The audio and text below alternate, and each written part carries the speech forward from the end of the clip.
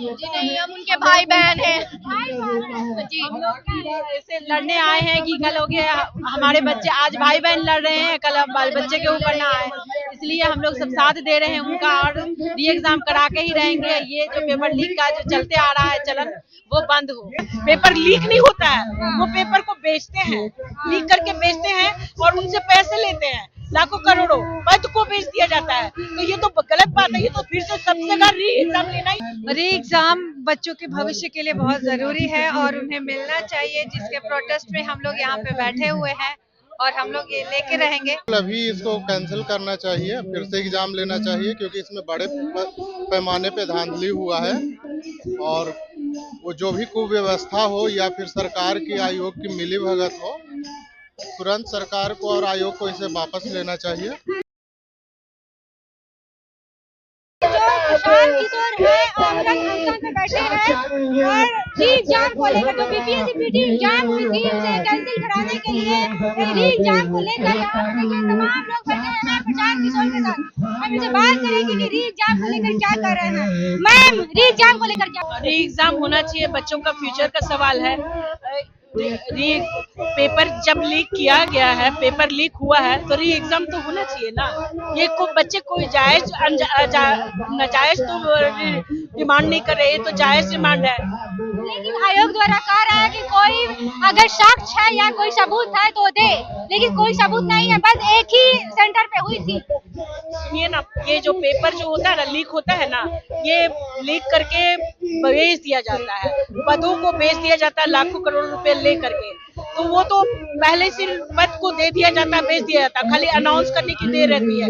तो लीक हुआ है, ऐसा नहीं कि एक यहाँ पे हुआ भी अगर है, एक ही जगह पे मान लेते होता है तो वो पेपर लीक होता है। पेपर लीक नहीं होता है, वो पेपर को बेचते हैं, लीक करके बेचते हैं और उनसे पैसे लेते हैं, लाखों करोड़ों पद को बेच दिया जाता है। तो ये तो गलत बात है, ये तो फिर से सब जगह री एग्जाम लेना ही चाहिए। क्यों ऐसा बार बार होता है? ये पेपर लीक का मामला बार बार क्यों आता है? आखिर नीतीश कुमार इसमें क्यों नहीं एक्शन लेते? हाँ, क्योंकि पैसा कहाँ से आएगा? अगर लीक ना होगा तो पैसा कहाँ से आएगा? ये लाखों करोड़ों पदों के लिए लिया जाता है, वो कैसे मिलेगा फिर उनको?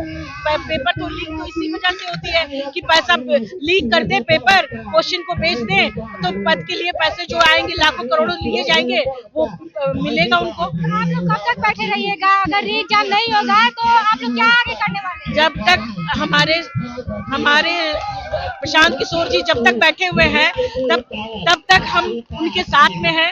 जब तक वो अनशन पे बैठे हुए हैं तब तक हम उन लोग के साथ में हैं। तब तक आप लोग साथ में हैं? हाँ, उनके साथ। इतना ठंड है, इतना रात में इतना ठंड पड़ रही है, तो आप लोग क्या आगे क्या करने वाले हैं? हम लोग ठंड में भी आप लोग बैठे हैं? हाँ, एकदम बिल्कुल कड़क के ठंड में वहाँ बैठे हुए हैं, रात भर बैठे। क्या चीज के लिए आप लोग आए? हम लोग आए हैं छात्रों के लिए, छात्रों को जो हमारी बीपीएससी परीक्षा का लीक किया गया है उसके लिए हम धरना दिए हैं और हम अनशन में बैठे हुए हैं।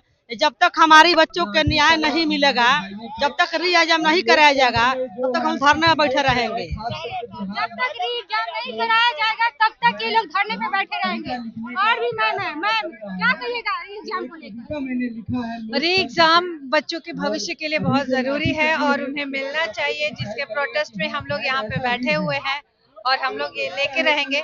ये बिहार की नियति हो गई है कि शिक्षा में पीछे ढकेलना और वही कई साल। एक बार के लिए एग्जाम की बात नहीं है, ये हमेशा के लिए सफाई की बात है। ये एग्जामिनेशन सिस्टम को बदलने की बात है। आंदोलन शुरू हो। नीतीश कुमार को नहीं सुनाई दे रहा है? नीतीश कुमार को 19 वर्ष हो गया, कभी कमल कभी लालटेन, कभी कमल, अपना तो कुछ है नहीं और इतने बूढ़े हो चुके हैं कि दिमाग भी काम करना बंद कर चुके। आप लोग बीपीएससी एग्जाम जी नहीं, हम उनके भाई बहन हैं जी। हम लोग ऐसे लड़ने आए हैं कि कल हो गया हमारे बच्चे, आज भाई बहन लड़ रहे हैं, कल बाल बच्चे के ऊपर ना आए, इसलिए हम लोग सब साथ दे रहे हैं उनका और री एग्जाम करा के ही रहेंगे। ये जो पेपर लीक का जो चलते आ रहा है चलन वो बंद हो। 18 तारीख से हम लोग यहाँ पे प्रदर्शन कर रहे हैं और सरकार सुन नहीं रही मेरी बात को, हम लोगों की बात को, और ऊपर से लाठी चार्ज किया जा रहा है। अभी पिटाई नहीं, पिटाई नहीं थी, तो हल्का फुल्का भीड़ था तो लगेगा ही ना, बैरिकेडिंग टूटा था तो फिर हम लोग को कहीं बैठना था? नहीं, बैरिकेडिंग टूटा था ना तो थोड़ा चोट लगा था, बस मेरे को मारा नहीं गया था। और हमारे साथी लोग, लड़की लोग थी, उन लोग को लगा, भैया लोग थे, वो लोग को लगा। और जल्द से जल्द हम लोग की आवाज को सुना जाए, बस यही कहना चाहते। यस, क्या कहेंगे, सरकार तो बिल्कुल सुन नहीं रही है, तो हम लोग जितना जोर लगा सकते हैं वो लगा रहे हैं। अब बाकी सरकार को तो मानना ही पड़ेगा, क्योंकि ये लोकतंत्र है, राजतंत्र तो है नहीं कि वो जो अपना दे देंगे आज्ञा, मतलब जो भी अपना निकाल देंगे वही हम आदेश, उसी पे हम लोग पालन करेंगे, ऐसा तो होगा नहीं।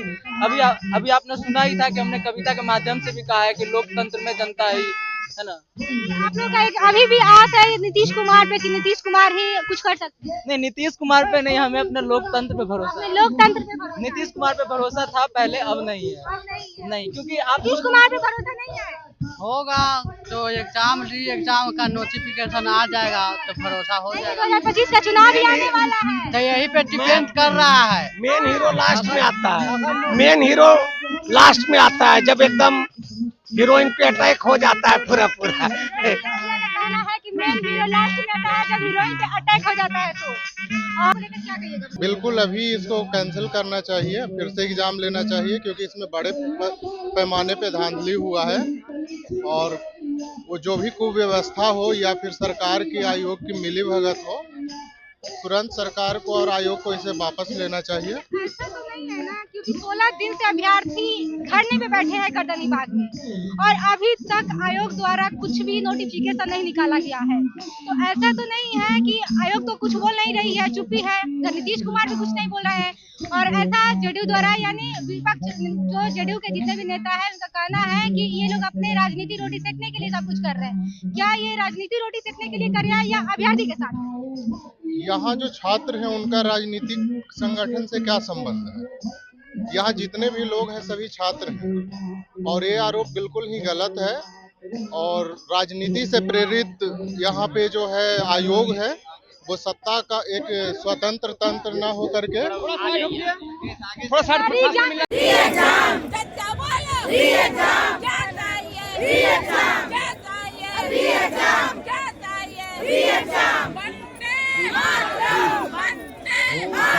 सिस्टम पर ही बात हुई तो सबने सुना, जितने साथी यहाँ हैं उन्होंने भी सुना। देखिए,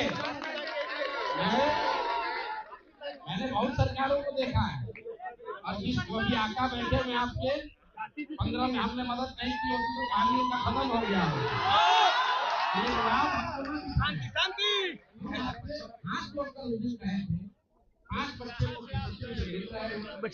हम अपने से वहाँ से उठकर चले गए, उसके बाद पुलिस कहती है कि आपका नेता भाग गया और उसके बाद आपने बच्चों को मारा है। किसको हक दिया? किसने हक दिया आपको मारने के? मारिए ना, हमको मारिए। हम यहाँ बैठे हैं, मैं सारे बच्चों के सामने कह रहा हूँ, मारिए हमको। अगर है दम तो मार के दिखाइए। आप जबरदस्ती उठा के ले जाइएगा हमको, कहाँ ले जाइएगा? कहाँ ले जाइएगा हमको? नहीं, आप अपील कर रहे हैं, हम भी तो आपसे अपील कर रहे हैं। ये बच्चे 15 दिन से बैठे हुए हैं, एक बार मुख्यमंत्री से मिल लेने में क्या दिक्कत है? इतना अहंकार, इन्हीं बच्चों के वोट से तो वहां बैठे हो भाई, मिलने का अधिकार नहीं, आप क्या अपील कर रहे हैं? हम लोग ये नहीं कह रहे कि आप हमारी बात मान लीजिए, हम लोग ये कह रहे हैं कि बच्चों से मिल लीजिए। इसमें कौन सा गुनाह कर रहे हैं? मीडिया के सामने कर रहे, कौन सा अलोकतांत्रिक चीज मानी जाए? अरे भाई मुख्यमंत्री, किसी ने मुझे बताया कि मुख्यमंत्री कह रहे हैं इतना कुछ किससे मिले। अरे भाई तुम 10 से मिल लो।